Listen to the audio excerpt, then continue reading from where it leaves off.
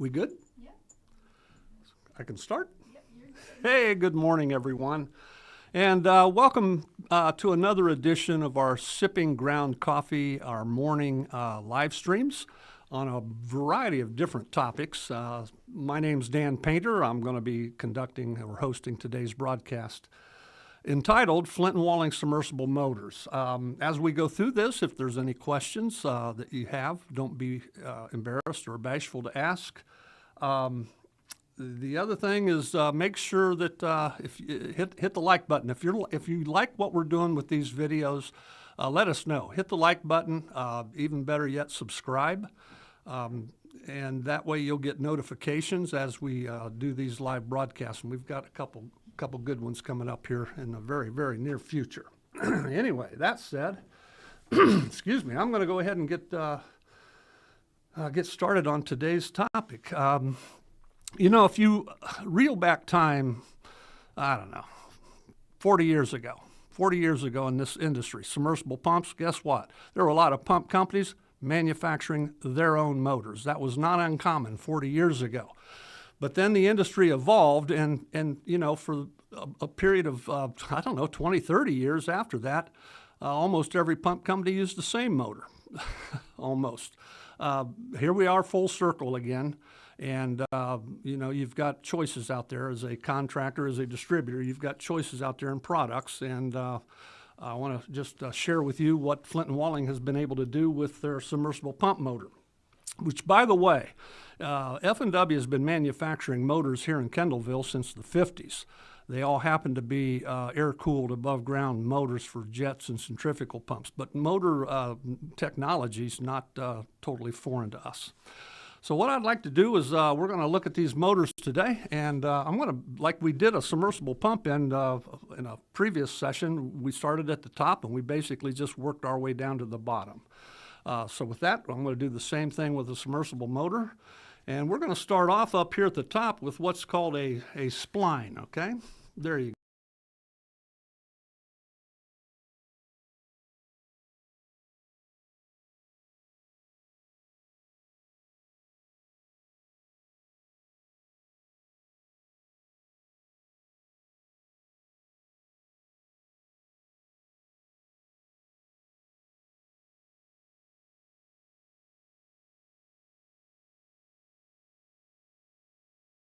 Critical.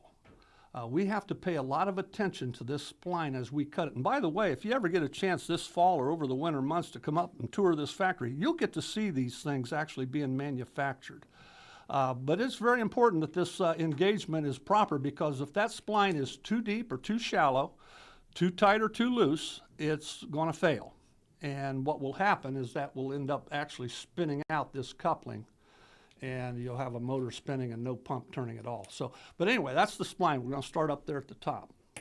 Just below that, and this is pretty common on submersible motors, is this little rubber boot here, all right? Just like you see here.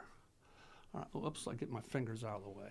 This little rubber boot. You'll see that on top of every submersible pump motor by virtually any brand. That's called a sand slinger. And the purpose of that, by its name, is to keep sand from getting down into just below that sand slinger is this what's called a lip seal. That's what we're want to protect. We don't want any sand, abrasives, or grit to get down into that lip seal. And so that's why this sand slinger is on there, so that if you think of it this way, you know, if you have a, they tell me move that microphone when I move my head. Yeah. All right. So think of it this way. You know, these little snow globes that the kids like, they're souvenirs. You know, you've seen them in the gift shops. You can go out and you can shake these things up, set them down, and for the next 30 or 40 seconds, you can watch all those little sprinklies slowly settle to the bottom. We've all seen those before. If you have a sand-bearing water supply, don't think that that's any different, because the moment that pump shuts off, if there's any sand in that water supply, that's going to want to just slowly settle down. And the purpose behind this sand slinger is to slough off any of that fine sand that may get down in there, just for the sole purpose of protecting this lip seal here, all right, this lip seal. Now I'm going to switch to a slide here because what we're going to look at next is these end bells. When Flint and Walling, and by the way, Flint and Walling introduced their motors back, I believe it was 2014. It's hard to believe that's been over 10 years already, but anyway, where was I going with it? We're going to talk about our end bells here because during our design and development stages, there were a lot of motors out there that we were able to look at, examine, and in an effort to pull strengths or whatever they may have as far as a feature over another motor, we wanted to build all those into our motors. And so when we started off up here at the top, I want to talk about these end bells. And I'm going to, there we go. I'm going to pull that first slide up here. All right, there's your lip seal. That's sand slinger. You can see that on your slide there. Here's what the end bell looks like, or what we call a stator end. When we were in the design and development stages, again, we were looking at, I'm going to guess, no fewer than a half a dozen competitive motors. And looking at, how they're built, how they're constructed, how the components are being used. And again, if we found something that was that had a strength to it, we wanted to put it into our own motor. And that said, we opted to go with stainless steel stator end bells on our submersible motors, all right? We actually did a test here at Flint Walling. We called it Instant Ocean. It was basically it was an aquarium that was filled with water, and we dosed it with salt to the extent it mimics seawater. And then we just bathed these motors in that salt water, right? It was a corrosivity test. That's what it was doing. And again, just like not all pumps are created equal, not all motors are created equal either. I've been in classroom many times and I say, hey, by raise of hand, how many of you ever pulled a pump and motor out of a well that looks like that one? Well, every hand goes up. It's not uncommon. Now, there's two things that can cause that, I suppose. I'm talking about that motor on the far right-hand side there. One, if you have a lot of iron in the water, and that's not uncommon. If you've got a lot of iron-bearing water and you try to water your grass and that water gets along the siding of the house or the driveway or the sidewalk, and it's going to stain it, right? It's going to stain it. So that's one reason I suppose you could have rust running down the side of that motor. But there's another reason, and that is not everybody uses stainless steel on their stator ends. There are some motors out there that have opted to use cast iron instead, and when you get into an aggressive water supply, these are some things that can happen. So again, we opted to go with stainless steel on our stator ends, and I also want to show you the bottom end of this end bell.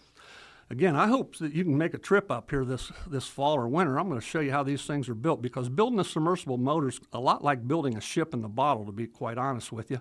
But on this stator end, all right, what you have, this happens to be a 2-wire stator there. You'll see that there are these little lightning arresters. There's 2 of those, all right? If this were a 3-wire motor, you'll see next to that one lightning arrestor, there's a vacant slot there. That's where that 3rd lightning arrestor would go if, in fact, this were a 3-wire motor.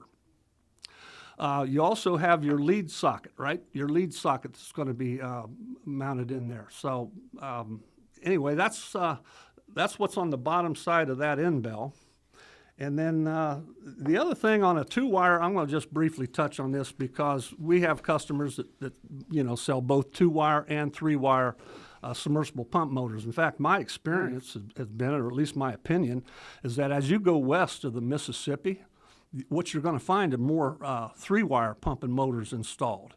Whereas as if you come east, like here in Indiana, most of the submersible pumps that are fractional horsepower are going to be 2-wire submersibles. And that said, I'm going to go back to this camera.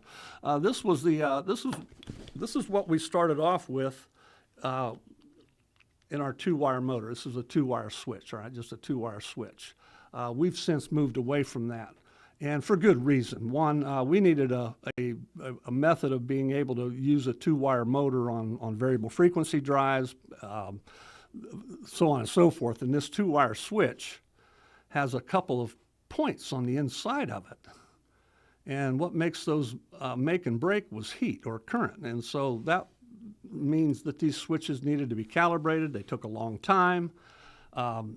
Nonetheless, probably been maybe 4 years ago. Time gets by fast. Flint Walling got a patent on this little guy. This is an electronic start circuit. So this is what's going to go into all 2-wire motors. It sits right up on top of the copper windings and gets encapsulated with everything else, which I'll show you that here in a little bit. But this thing here has been a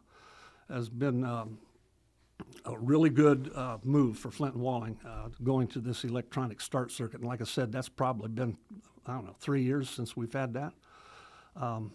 Any rate, let's see where we're going to go next. So you got your lightning arresters, your lead socket, there's a thermal overload that's stuck down in there, and then of course that's that 2-wire switch. It looks like a thimble up there, that white top right, and that's been replaced with this electronic start circuit.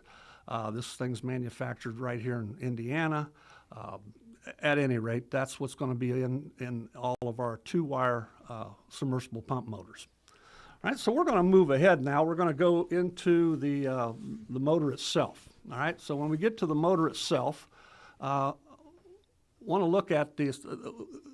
This is what's called a rotor liner. Now I'm going to tell you something. When I'm hauling a bunch of contractors through our factory on a tour, we'll get back to the place in our factory where they actually weld this liner inside of that stator. There's a laser weld, top and bottom. And I'll look at contractors, and it's kind of a loaded question, because most of them are pretty seasoned, and I'll say, hey, you all know that these submersible motors that we're manufacturing here in this building, they're all water cooled. You all knew that, right? And of course, they look at me like, why in the world are you asking us a question like that, right? So you're also aware that water is going to be inside that motor as well as the outside. It was like, wait, what did you just say? And I said, well, you do understand that water is going to be inside that motor just as well as it's going to be on the outside. And that kind of throws them a little bit. But that's that liner. That's that rotor liner that gets welded into place, all right? That gets welded into place.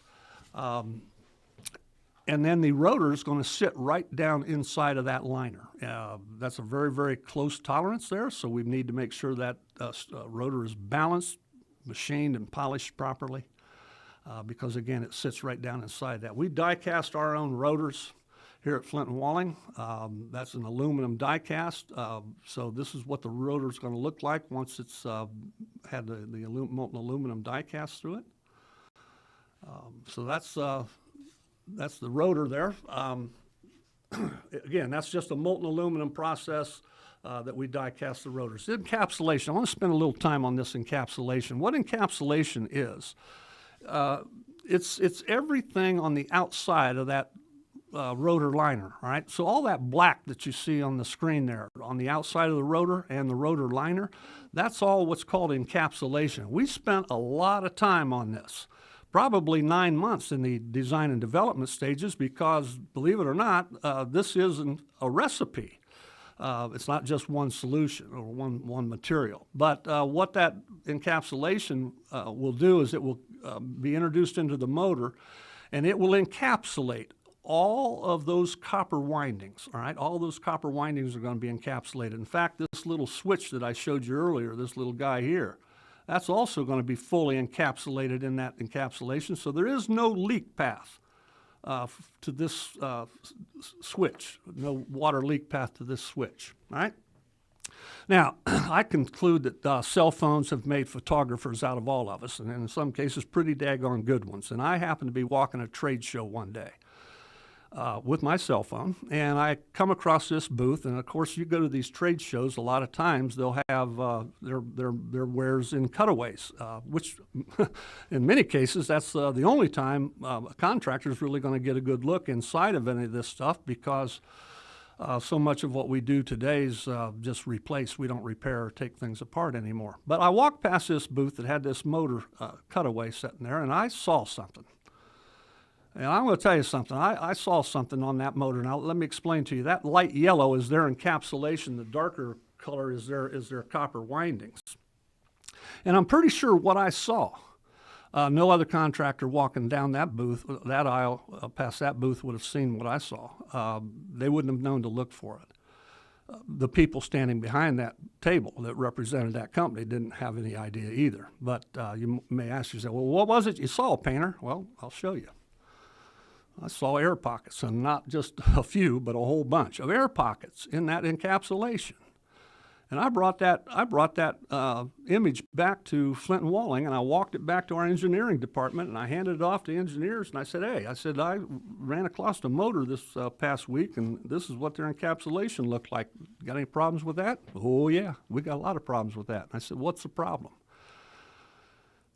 They said, well, as that motor, this is the engineers talking, as that motor comes up to temperature, we would anticipate that those air pockets might have the tendency to expand and even become larger than they are right now.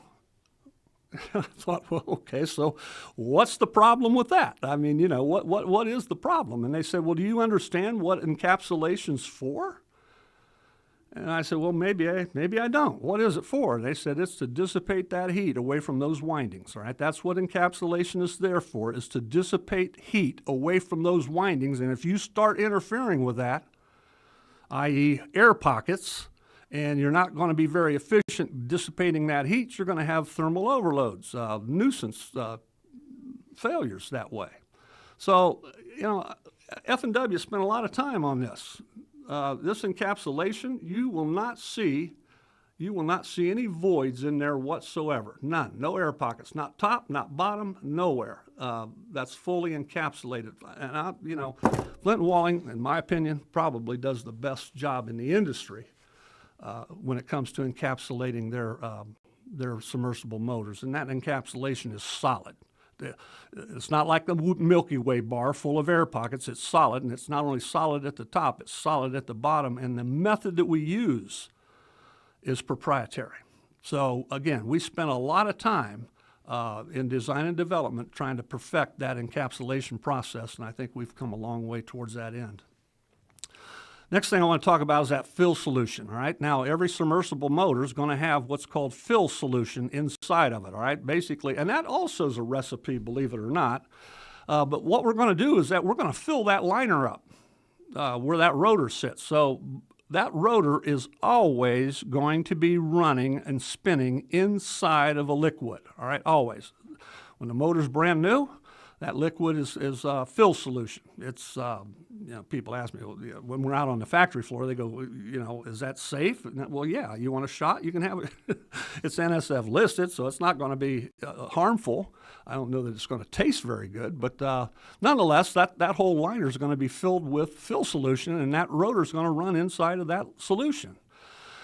Now, at the bottom of the motor, there's a tiny check valve and a diaphragm down there, right? At the very, very bottom of the motor. You take a submersible motor, turn it upside down, you'll see where I'm talking. There's a little tiny hole down there. And so what happens then is over time, and when I say over time, I'm talking about years, maybe 6, 7 years, all that fill solution that's inside of that rotor liner will be displaced with water from the water source. All right, so if you pull a submersible pump out of a well, let's say it's been in there for, 10 years or more, I guarantee you there's no fill solution in that motor. That's all water inside of there now. And so therein lies the fact that the water's also inside that motor too, which kind of surprised a lot of people. But that's the fill solution. All right, and while we were in design and development stages, one of the things that we were able to find out or determine is that as we were tweaking that fill solution, again, that's a recipe, but as we were tweaking it, we were seeing that it was having a positive impact on that lip seal that we talked about earlier. This is a 24-month audit. Engineering did this when we were in field tests, all right? We'd pull these things back at 6-month intervals, 6, 8, or 6 months, 12 months, 18 months. This is 24 months. We brought it back in, we tore it apart. We wanted to compare our wear patterns with our competitors to make sure that we weren't prematurely wearing out components. And when we were doing the inspection on that lip seal, you can see it for yourself, it said no lip wear. That thing had been in for 2 years. No lip wear. Just below that, they do reference that fill solution, particularly the ratio, and there was no issue there. All right, how are we doing on time here? 10:20. Any questions come in yet so far? We still doing good there? No, we're doing good. All right, listen, we're down to the bottom of this motor, and here is a code word for you, okay? If you've been on these broadcasts before, you know that we give a code word out with each broadcast, and if you collect 3 of those code words, email them to marketing@flintandwalling.com. You're going to get some kind of a reward or some kind of a surprise. I'm not sure what that is, but there will be something given to you for your efforts. And today's code word is bearing, all right? Bearing. So that's today's code word. And that takes us to the very bottom of this motor where this axial bearing is located. Some people call this a thrust bearing. Some people call it a Kingsbury bearing or a Kingsbury style bearing. You know, a rose by any other name is still going to be a rose. So whatever you want to call that. It's a bearing. It's the very bottom of that motor, right? So that's where the buck stops. All the thrust that's coming from that pump wanting to push water up, all that reverse thrust is going to land down there on that, what's called that axial bearing there, all right? That bearing is it's carbon. Just like you see here, it's carbon. And that bearing sits down on what we call segments or shoes. There you can see that segment or shoe there. There'll be 2 or 3 of these segments. As you can see in the one slide there, there's 3 segments. But that carbon bearing sits down on top of those segments, those shoes, all right? We have a question here. Yeah. Someone asked, were you directly involved in the motor development? Or was it exciting to see it developed over time? Well, I'm not an engineer. I'm never going to stake a claim to that. But, when Flint Walling was in the design and development stages, I had the opportunity to sit in on all those meetings and listen to all the chatter that was going on in the design and development. So, no, I wasn't. But I can tell you some things about this thing, though. They said, where's it all made at? Where's this made at? Mm-hmm. 100 yards behind where I'm sitting. How's that? Kendallville, Indiana, USA. And by the way, this, to my knowledge, this is the only submersible motor manufactured in the United States. If that bearing ever goes bad, this is what it's going to look like. All right. Now that's not an F&W bearing there, but you're never going to really get inside these submersible motors. There's nothing in there that you can service anyway. But I want to show you what happens if that bottom bearing goes bad. As you can see in that slide there, that carbon fractured, that broke. And in fact, probably one of those segments or shoes that sits right below that probably fell out of the way. How do you know if that bottom bearing ever went bad? I think most of us probably realize that if that bottom bearing ever goes bad, it's going to cause that shaft to drop, all right? That shaft's going to drop.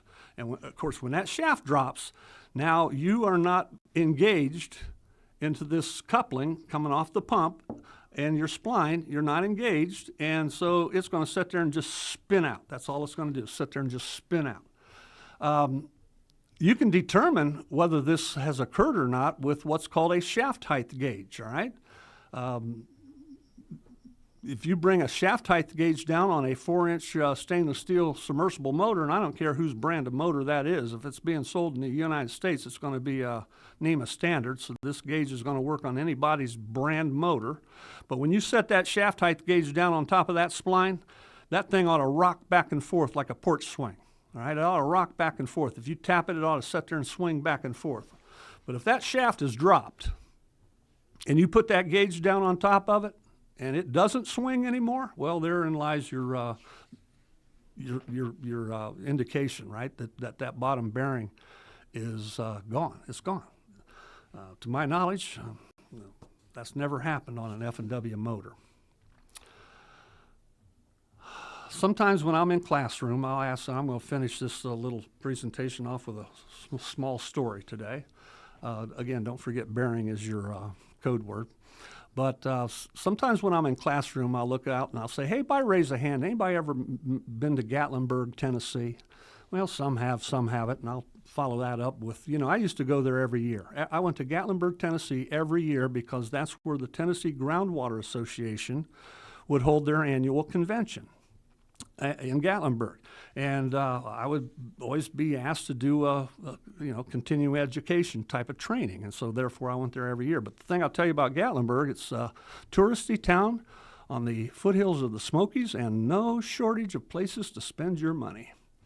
And in fact, there's right on Main Street is a place called Ripley's Believe It or Not. You probably have heard of that before. And this, what you see on the screen, was sitting out front of that museum, that Ripley's Believe It or Not museum. It was actually an attraction that was outdoors. This was a freebie. I think it was a lure to try to get you to spend the money to buy the ticket to go inside. But the attraction was, as you can see, all these people are coming up to that big, that's a granite ball, and they're spinning that thing. And they can spin that thing in any direction they want. And again, cell phone, thanks to cell phone pictures. See that little girl back there at about 1 o'clock? Blue shirt. I asked her, I said, do you think you can spin that ball all by yourself? Well, sure enough, she put her hands up there and she started to rotate that ball. And I looked at her and I said, how much do you weigh? And she was 70-some pounds. But you know what? That ball weighs a whole lot more. I'm going to try to advance the slide here, all right? Here's what that ball weighs, a little over 10,000 pounds. Now, how in the world can a girl, a little child, that doesn't weigh much over 70 pounds influence a solid granite ball that weighs over 10,000 pounds? How in the world can that happen? Well, the answer is down at the bottom. Look down at the bottom of that ball. And if you look down at the bottom of that ball, you're going to see water coming out from the bottom of that ball, and that means that that ball is actually floating. All right, it's floating. And I had some people with raised eyebrows saying, oh man, that's not, well, yeah, it is. It's floating. That's why they can turn it. And if you don't believe that, then how about let's use another analogy. Let's say you're in a, 8,000 pound truck running down an interstate highway, and all of a sudden that thing starts hydroplaning on you. Well, what happened there was you got a thin film of water that separated those rubber tires from that concrete or asphalt, and all of a sudden you have no control whatsoever. It's like being on ice. When we were in the design and development stages, we made some changes to this bottom bearing. I am not at liberty to share with you what those changes are, but I will share with you what the results of those changes were. As you bring those segments down, I showed you those earlier, those segments, and that's what that carbon bearing is going to sit down on top of, all right? That's what that carbon bearing is going to sit down on top of. One of the things that F&W was able to prove to themselves during the design and development of this 4-inch stainless steel submersible pump motor was that we were able to float that bottom bearing just like that ball floats on that small, thin film of water. When our motor is up and running under a load, that carbon bearing is not even in contact with those segments or shoes that sit right below it. Rather, what separates it is a thin film of water. And so we're floating that bottom bearing, and that's probably why we've had so much success with that. And again, when we look at the engineering audit, look at this one. This is another 24-month audit, far right-hand side, bearing segment, under a magnified view even. There was no wear, no performance issue. If that bearing starts to wear, it's going to look like an old LP record, all right? It's going to have grooves cut in it. And in fact, that particular motor there was subject to sand and gravel, as you can see. So I wanted to walk you down through the construction of a Flint Walling submersible pump motor. I have a question here for you. Yes, we've got a question coming in. Go ahead. How much of the motor building can I see if I go on the factory tour? All right. The question come up, how much of this motor building am I going to see if I take a factory tour? All right. So one thing I'd like to say to everybody out there, and please don't misconstrue how I'm saying this. There is a big difference between a place that simply assembles product, which is most of them, assembling components that they don't even make. They bring them in from who knows where. When you come to Flint Walling, you are going to see copper windings being pulled into the stator. You're going to see all the welding processes. That motor is going to be put together in front of you from scratch. And on top of that, in the motor building itself, I know this might sound a little salesy, but you know what? If you're selling this is stuff you ought to know. And that motor building itself is 18 quality checkpoints before that motor can ever leave that building and go over to the other one where it might get put on the end of a pump.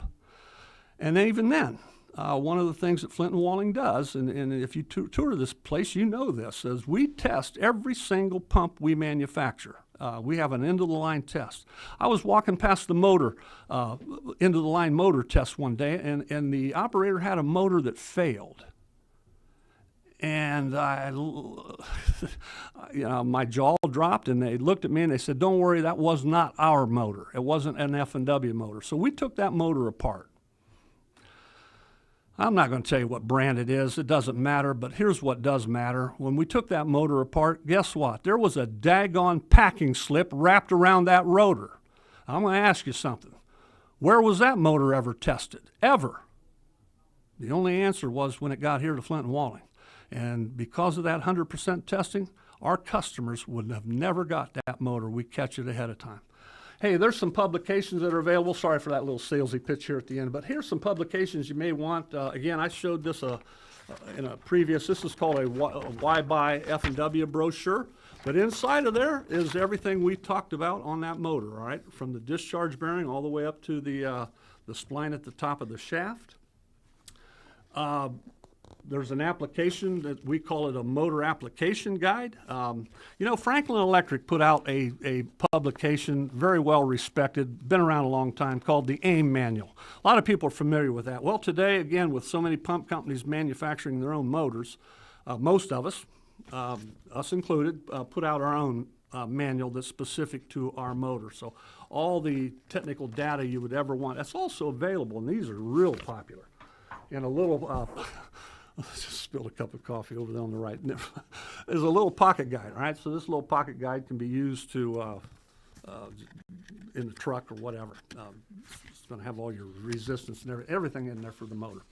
Anyway, we're at the end of our time today, and about 30 minutes in. But listen, we do have this Commander 2 and 3 that we're going to be talking about very soon. Very soon. So. Monday, she says. All right, so that's about 4 or 5 days from now. So don't miss this one on the brand new Commander 2 and 3. That'll be on Monday. With that, I guess we're done for the day. I appreciate you checking in and sitting in on these. If there's any topics that you may want to have us discuss that we haven't done up to this point, let us know. And with that, enjoy your coffee, and see you the next time. Thank you.